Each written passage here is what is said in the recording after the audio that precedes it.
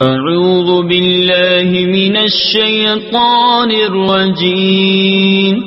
بسم الله الرحمن الرحيم إنا نحن نزلنا الذكر وإنا له لحافظون۔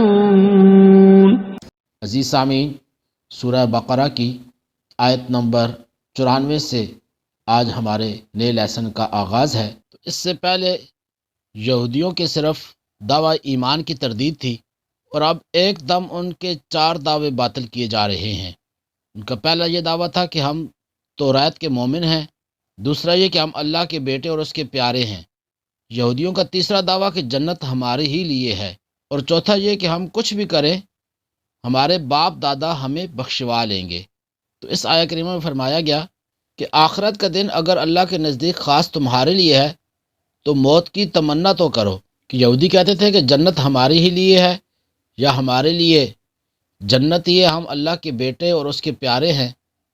تو رب تعالیٰ نے ان خرافات کا جواب دیتے ہوئے فرمایا کہ اے محبوب صلی اللہ تعالیٰ علیہ وسلم ان سے فرمائے اگر تمہیں اپنے جنتی ہونے کا یقین ہے تو ذرا موت کی التجا تو کرو۔ تفسیر عزیزی میں ہے کہ حضور نبی کریم صلی اللہ علیہ وسلم نے سارے یہودیوں کو جمع فرما کر فرمایا کہ اگر تم ان دعووں میں سچے ہو تو ایک بار کہہ دو اے اللہ ہمیں موت دے دے۔ تو فرمایا رب کی قسم جو بھی کہے گا وہ یہی مر جائے گا۔ تو یہودی گھبرا کر انکار کر گئے۔ تو فرمایا کہ وہ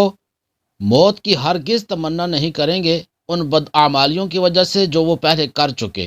تو آئیے پہلے ان آیات کا لفظی اور با محاورہ ترجمہ سن لیتے ہیں۔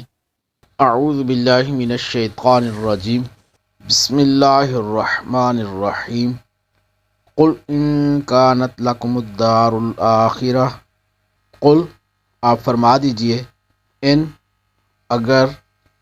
کانت ہے، لکم تمہارے لیے، لام کا معنی ہوتا ہے لیے، کم تمہارے، لکم تمہارے لیے، الدار الآخرہ، الدار گھر، الآخرۃ آخرت کا، الدار الآخرۃ آخرت کا گھر، عند اللہ اللہ کے پاس، عند پاس، اللہ اللہ، عند اللہ اللہ کے پاس، خالصتاً خالص، من دون الناس لوگوں کے علاوہ سے، یعنی اور لوگوں کو چھوڑ کر، من سے، دون علاوہ، الناس لوگوں، من دون الناس لوگوں کے علاوہ سے، یعنی اور لوگوں کو چھوڑ کر، فتمنو تو تم تمنا کرو، الموت موت کی، ان کنتم صادقین ان اگر کنتم تم ہو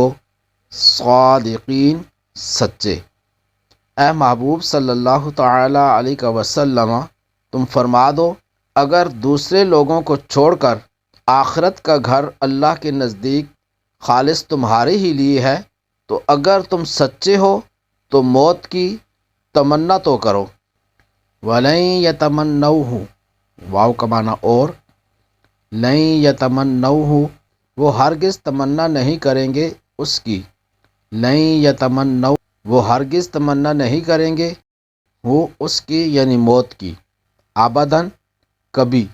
بیما وجہ سے جو، یعنی ان اعمال کی وجہ سے جو، با کا معنی وجہ سے اور ما جو،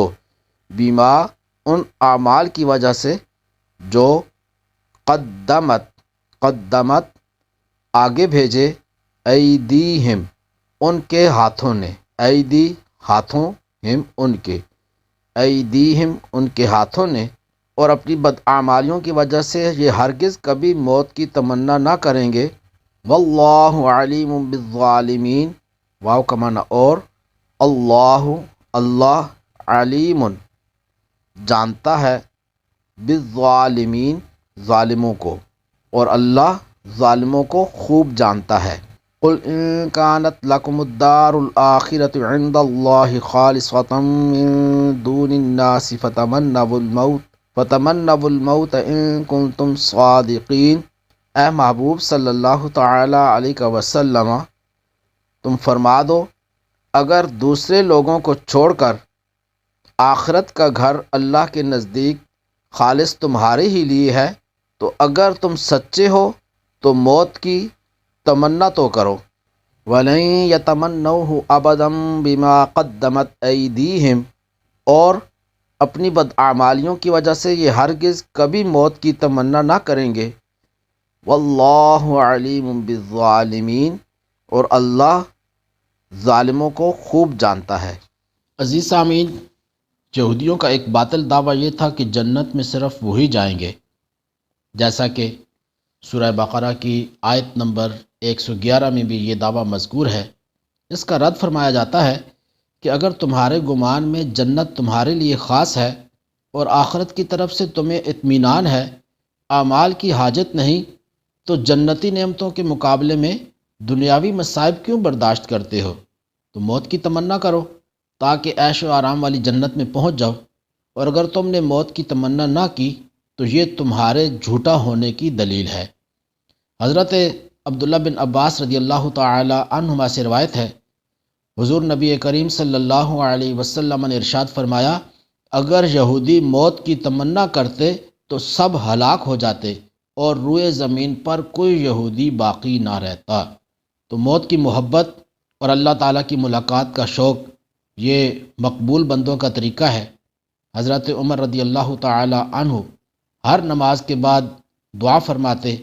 اللہم ارزقنی شہادتا فی سبیلک واجعل موتی فی بلد رسولک صلی اللہ تعالی علیہ وسلم، یا رب مجھے اپنی راہ میں شہادت اور اپنے رسول کے شہر میں مجھے وفات نصیب فرما۔ تو عمومی طور پر تمام اکابر صحابہ اور بالخصوص شہدائے بدر و احد و اصحاب بیعت رضوان رضوان اللہ تعالی علیہم اجمعین راہ خدا میں موت سے محبت رکھتے تھے۔ حضرت خالد بن ولید رضی اللہ تعالی عنہ نے ایران والوں کو جو خط بھیجا اس میں تحریر فرمایا، میرے ساتھ ایسی قوم ہے جو اللہ تعالیٰ کی راہ میں شہید ہو جانے کو اتنا محبوب رکھتی ہے جتنا ایرانی لوگ شراب سے محبت رکھتے ہیں۔ ایک دوسری روایت میں ہے کہ اس طرح کا خط حضرت سعد بن ابی وقاص رضی اللہ تعالی عنہ نے ایرانی لشکر کے سپہ سالار رستم بن فرخزاد کے پاس بھیجا تھا، اور اس میں تحریر فرمایا تھا کہ میرے ساتھ ایسی قوم ہے جو موت کو اتنا محبوب رکھتی ہے جتنا اجمی شراب کو مرغوب رکھتے ہیں۔ تو اس میں نہایت لطیف اشارہ تھا کہ شراب کی ناقص مستی کو محبت دنیا کے دیوانے پسند کرتے ہیں، اور اللہ والے موت کو محبوب حقیقی کے وصال کا ذریعہ سمجھ کر محبوب جانتے ہیں۔ تو خلاصہ کلام یہ کہ اہل ایمان آخرت کی رغبت رکھتے ہیں، اور اگر لمبی عمر کی تمنا بھی کریں تو وہ اس لیے ہوتی ہے کہ نیکیاں کرنے کے لیے کچھ اور عرصہ مل جائے جس سے آخرت کے لیے ذخیرہ سعادت زیادہ کر سکیں، اور اگر گزشتہ زندگی میں گناہ ہوئے تو ان سے توبہ استغفار کر لیں۔ البتہ دنیاوی مصائب سے تنگ آ کر وہ کبھی موت کی تمنا نہیں کرتے۔ حضرت انس بن مالک رضی اللہ تعالی عنہ سے روایت ہے، رسول کریم صلی اللہ علیہ وسلم نے ارشاد فرمایا، کوئی دنیاوی مصیبت سے پریشان ہو کر موت کی تمنا نہ کرے، اور اگر موت کی تمنا کرنے کے سوا کوئی چارہ نہ ہو تو یوں دعا کرے کہ اے اللہ، جب تک زندہ رہنا میرے لیے بہتر ہے اس وقت تک مجھے زندہ رکھ، اور جب میرے لیے وفات بہتر ہو اس وقت مجھے وفات دے دے۔ اور در حقیقت دنیاوی پریشانیوں سے تنگ آ کر موت کی دعا کرنا صبر و رضا و تسلیم و توکل کے خلاف ہے اور ناجائز ہے۔ تو ارشاد فرمایا کہ ہرگز کبھی وہ اس کی آرزو نہ کریں گے ان بدعمالیوں کے سبب جو آگے وہ کر چکے۔ تو یہ غیب کی خبر اور معجزہ ہے